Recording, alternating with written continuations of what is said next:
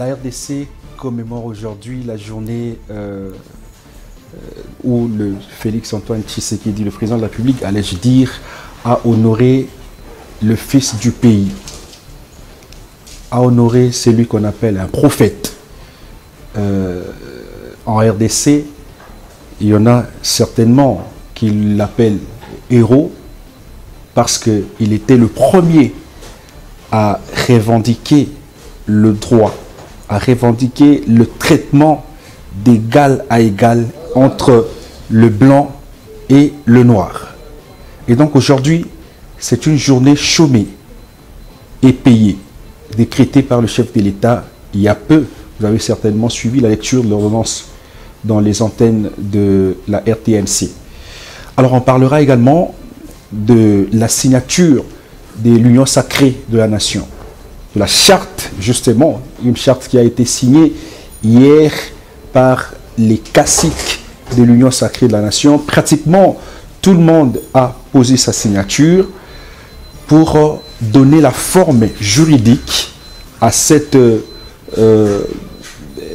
plateforme longtemps critiquée par beaucoup de gens. Aujourd'hui, cette plateforme a justement une identité.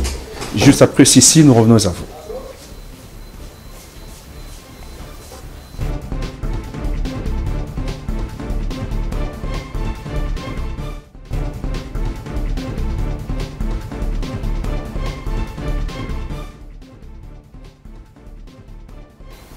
Alors pour en parler, nous avons sur ce plateau un cadre du CDR. CDR, c'est le parti du ministre de Commerce extérieur, Jean-Lucien Boussa. Sur le plateau, nous avons Philippe Moulenga, à qui j'ai dit bonsoir.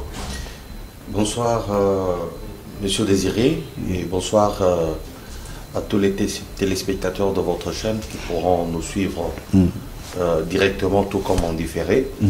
Et je tiens aussi à saluer l'excellence Jean-Lucien Boussa, qui est l'autorité morale de notre cher parti politique, que nous appelons le courant des démocrates rénovateurs. Et je salue également le DG de votre chaîne. Donc voilà, merci. Désiré pour moi. Merci à vous. Merci de sa part. Alors, vous le savez, justement, vous êtes dans la joie parce que votre ministre a été reconduit, justement. Vous aviez de cœur qui battait le plein, mais finalement, quand vous avez suivi son nom sur les antennes de la RTNC, comment vous vous êtes dit? Le cœur ne battait pas parce que nous étions très sûrs du bilan réalisé par les résultats réalisés par notre Excellence, qui s'inscrit d'ailleurs dans la vision du président de la République, Félix-Antoine Tshisekedi Tshilombo, qui lui a fait confiance pour la deuxième fois. Je rappelle que c'est un ministère qui, par le passé, n'était pas envié par beaucoup de politiciens. Aujourd'hui, Excellence Jean-Lucien Boussa en a donné un contenu et ça devient aujourd'hui un ministère envié par beaucoup. Donc il y en a parmi les ministres qui envient ce ministère. Mais c'est naturel, c'est naturel. Vous savez, on nous avait habitués dans ce pays de ministères, de portefeuilles comme finance, budget, économie, énergie, agriculture, où tout le monde s'est rue. Mais il y a aussi des portefeuilles qui sont, entre guillemets, un peu négligés. Oui, mais au commerce extérieur, il y a beaucoup d'argent. Non, il n'y a pas beaucoup d'argent. C'est parce que maintenant, il en a donné le contenu. Il a réveillé tout ce qui dormait. Il a fait un travail des titans en activant les différentes structures qui étaient en veilleuse. Et aujourd'hui, nous ne pouvons que nous féliciter pour ce travail réalisé et que le travail qui va venir d'ici la fin de mandat de président de la République, nous allons l'accompagner. Très bien. Alors, vous avez certainement, enfin, vous n'avez pas travaillé aujourd'hui, vous êtes travailleur, vous êtes agent de l'État, je suppose. Aujourd'hui, vous n'avez pas travaillé parce que c'est une journée chômée et payée. Le chef de l'État a reconnu le combat mené par Simon Kimbangu. Comment avez-vous reçu cette nouvelle? Et puis, comment vous passez la journée d'aujourd'hui? Pour nous, au niveau de CEDER, vous savez d'abord que le pays est un pays laïque. Nous saluons la décision du président de la République parce qu'il avait promis à la même date, ça veut dire le 6 avril 2001, lors de son passage en Kamba, il avait promis de faire de ces jours, 6 avril, un jour du combat de notre prophète Simon Kimbangu, et évidemment aussi de la conscience africaine. Et pour nous, c'est un plaisir et nous saluons cela, parce que c'est comme vous l'avez dit dans votre introduction, et oui. Le prophète Kimbangu, c'était le premier, parmi le premier noir à hausser la voix et à stigmatiser le comportement de blanc, pour ne pas dire décolonisé. Oui. Et il a prôné par contre un discours de conscientisation du peuple noir. Et je crois que si aujourd'hui nous pouvons encore nous exprimer, nous avons eu notre indépendance et notre souveraineté. Les Lumumba et consorts ont emboîté les pas de Simon Kimbangu. Il était précurseur dans ce combat, et je pense que c'est des droits que la nation lui soit reconnaissante. Très bien. Alors, on va prendre la première thématique, c'est la signature de la charte de l'Union sacrée. Vous avez certainement suivi, vous étiez dans la salle également, parce que j'ai vu votre ministre dans la salle. Il a signé la charte de l'Union sacrée.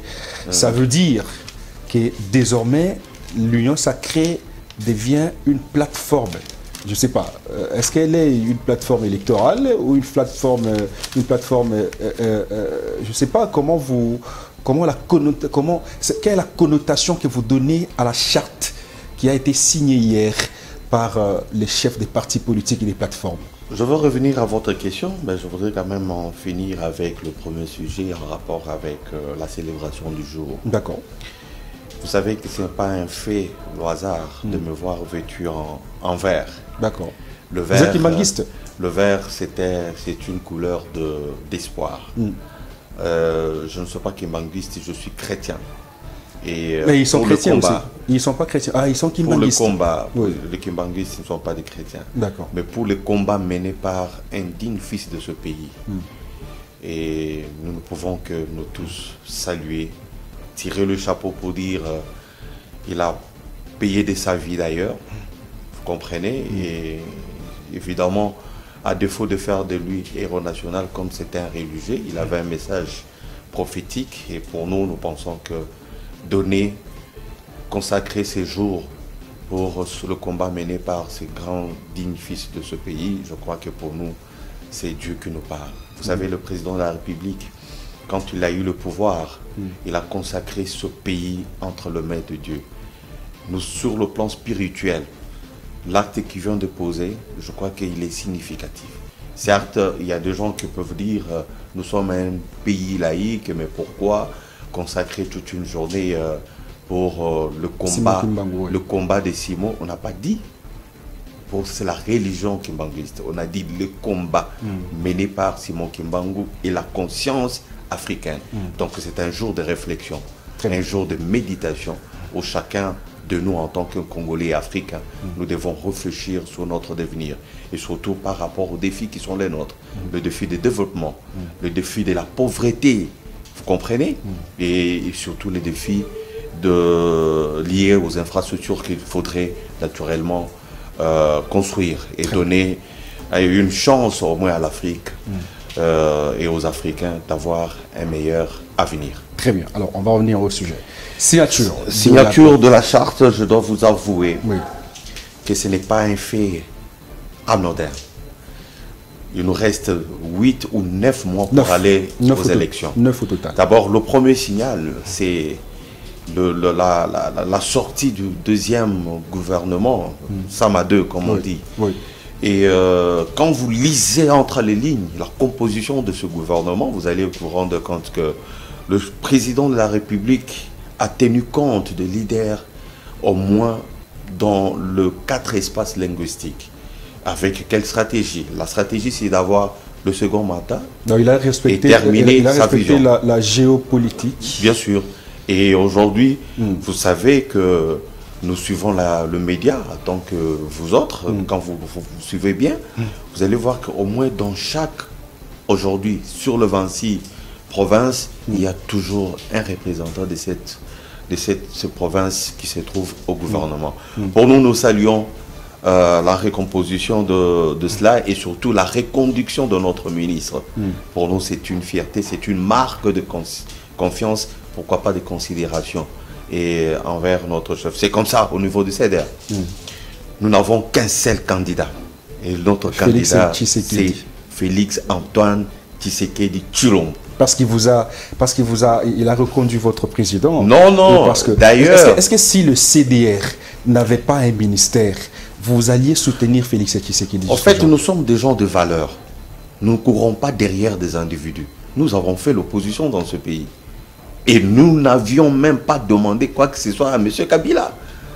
Ce n'était pas pour le poste. Vous savez, le CDR, c'est un parti jeune qui a vu le jour en 2013. Mais nous avons été dans l'opposition jusqu'au dialogue avec M. Kodjo. Vous comprenez? Donc nous connaissons l'opposition et nous les faisions d'ailleurs mieux, ce combat. Et aujourd'hui, ce n'est pas parce que notre autorité morale se trouve dans le gouvernement qui soit un motif pour nous d'applaudir ou de soutenir le M. Tshisekedi. Non, c'est par contre la vision prônée par M. Tshisekedi, qui est le président de la République aujourd'hui, qui converge avec la vision du CEDER et de son autorité morale. Raison pour laquelle, dès le début, ce n'est pas cet exercice que nous disons ça. Donc ça nous, les CEDER, c'est la versatilité, non. Le fait que vous ayez travaillé avec Joseph Kabila, ensuite, parce qu'il faut dire que Jean-Lucien Boussa fut ministre sous l'accord de la Cinco. Finalement, il a été au ministère du Plan et ensuite, il est maintenant au commerce extérieur.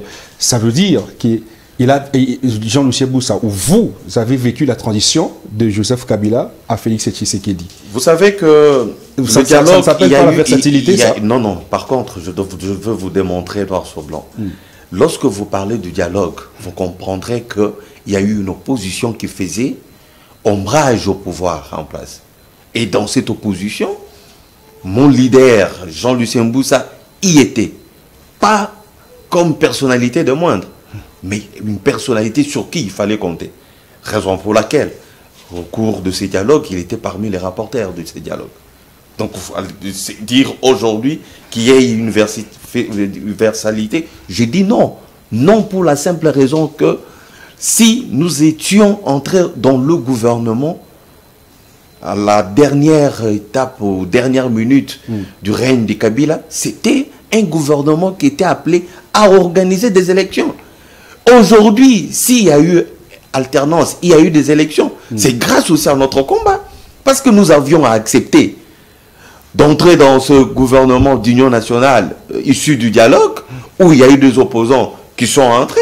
Et puis après, les élections ont été organisées par le même gouvernement. Et nous avons connu l'alternance. Il faut applaudir des gens comme ça. Les gens qui sont restés fermes dans leur ligne de conduite, comme bien sûr Excellence Jean-Lucien Boussa. Voilà. Donc il n'y a pas... Si aujourd'hui on lui retire ce ministère, il va continuer. Il va continuer à travailler. Vous savez, pour servir son pays, il était parmi les meilleurs parlementaires. Lorsque il prenait la parole pour s'exprimer dans l'hémicycle, c'est tout le monde qui l'applaudissait. Il était président d'une commission là-bas. Donc dire aujourd'hui, être ministre pour Jean-Lucien Boussa, je crois que c'est minimiser le combat de cette personnalité et surtout son apport pour la vision du chef de l'État. Très bien. Quand vous avez vu hier les kabylistes, entre guillemets, mais nous étions sur la charte, apparemment. Tout à fait. Vous êtes écarté de la question. Non, je suis dans la question. Allons-y. je ne me perds pas. Alors. Vous avez vu hier les kabylistes et qui était dans la salle lors de la signature de la charte de l'Union sacrée. Vous avez vu les Mobutistes dans la salle. Vous avez vu les... en fait, c'est pratiquement ceux qui ont travaillé avec Joseph Kabila, Laurent Désiré Kabila et Mobutu qui se retrouvaient dans la salle. Vous vous êtes dit quoi? Que la politique congolaise évoluera avec ce système où il faudra changer la donne? Bien, merci Désiré. Vous savez, je sais où vous voulez m'emmener. Je vous rappelle, et je rappelle à notre peuple que la vérité aujourd'hui, c'est quoi? Lorsque nous disons en français qu'il n'y a pas de mauvaises troupes, il n'y a que de mauvais chefs. Est-ce que cet adage vient de moi? Je dis non. Nous avons trouvé cet adage. Et aujourd'hui, on peut démontrer. Où voulez-vous en venir? Je veux bien sûr arriver à votre question. Lorsque vous avez travaillé avec un leader qui ne soit pas en mesure d'implémenter sa vision clairement, noir sur blanc, c'est la défaite. Qui? Non, vous avez parlé de Mobutistes et des Kabilistes, c'est comme ça que je suis en train de répondre. On peut dire aussi, parce qu'avant Mobutu, il y a le Mumbiste, etc. Je voudrais que notre peuple nous comprenne. Nous sommes dans une étape extrêmement importante de notre histoire. L'Est étant menacé, les dignes fils du pays se remettent ensemble pour donner la chance au président de la République de réussir d'abord à pacifier l'Est, deuxièmement, à avoir son second mandat autour des valeurs républicaines. Ça veut dire que la signature de cette charte, enfin, la charte est exclusivement électorale. D'abord, dans la charte, on ne parle pas des élections. La plateforme. On ne parle pas des élections. Ça n'est pas une plateforme électorale? Bien sûr, elle peut devenir une plateforme électorale. Pourquoi pas? C'est un regroupement politique. Et ce regroupement politique a pour sous-bassement des valeurs en partage. Donc, quels sont ces partages? Laissez-moi terminer. Allez-y. Quelles sont ces valeurs? La recherche de la paix, de la vérité, de l'intégrité morale, de la lutte contre la corruption, de l'unité nationale, de la redevabilité. Ça, je m'arrête d'abord avant de parler de l'unité nationale. La redevabilité, cher Désiré, dans ce pays, depuis l'indépendance, c'est pour la toute première fois que vous puissiez voir un ministre en fonction. Après 5 ou 6 mois, il passe devant la caméra pour parler de ce qu'il a réalisé. Ça n'a jamais existé. Aujourd'hui, nous devons comprendre que lorsque vous occupez une fonction politique, vous avez le devoir de redevabilité, le droit à cela. Vous, votre ministre, passe devant la caméra? Il a déjà fait 2 fois sur la RTNC. Donc c'est pour dire que, effectivement, moi je le lui ai demandé. Vous voyez tout. Non, mais il y a des cadres, il faut organiser. Lorsque nous défendons des valeurs comme ça qui sont en partage, et ces valeurs, si vous questionnez d'autres regroupements politiques, ils n'en ont pas. Comme au regroupement auquel vous faisiez allusion, qui était piloté par M. Kabila. Et quand vous y entrez dedans, il n'y avait rien de consistant. Aujourd'hui, quand vous lisez notre charte, vous allez comprendre que, évidemment, le monde évolue et la politique évolue avec les dignes fils de pays. Très bien. Alors, Monsieur Philippe, nous sommes à la fin de l'émission. Nous prenons un deuxième invité. Ah, déjà justement, la télévision, c'est le temps. Nous prenons Monsieur Georges Milumbu, qui est déjà là. Je voudrais quand même dire un mot. Rapidement. Et, nous savons que le président de la République, dans sa vision républicaine, la vision autour de laquelle nous, les CEDER, à travers notre autorité morale, avions accepté de soutenir. Nous allons continuer à les soutenir autour d'une seule plateforme qui est l'Union sacrée de la nation. Nous rappelons aussi que chaque fois que le président de la République promet, il réalise. il a promis de faire de la journée d'aujourd'hui une journée commémorative pour le combat mené par Simon Kimbangu et de la conscience africaine. Il a promis à vous, le média, cher Désiré, il faut en parler. Il y a la loi sur la liberté de la presse. Tout à fait, tout à fait. Vous aurez dû, ne fût-ce que commencer par là. Non, essayez une manière de réglementer, réglementer le secteur. Aujourd'hui, vous devez... Je vous prends la semaine prochaine. Vous devez être sûr de ce qui se passe. Je veux citer. Je vous prends la semaine prochaine pour finir pratiquement toutes ces questions. Je finis. Je vous le promets. Je finis. Allez-y, rapidement. Je tiens à remercier la confiance de la base de Kabola Lipa, la base du CEDER. Et nous avons perdu un d'entre nous. Mes condoléances à la famille qui a perdu, un de ses dadous.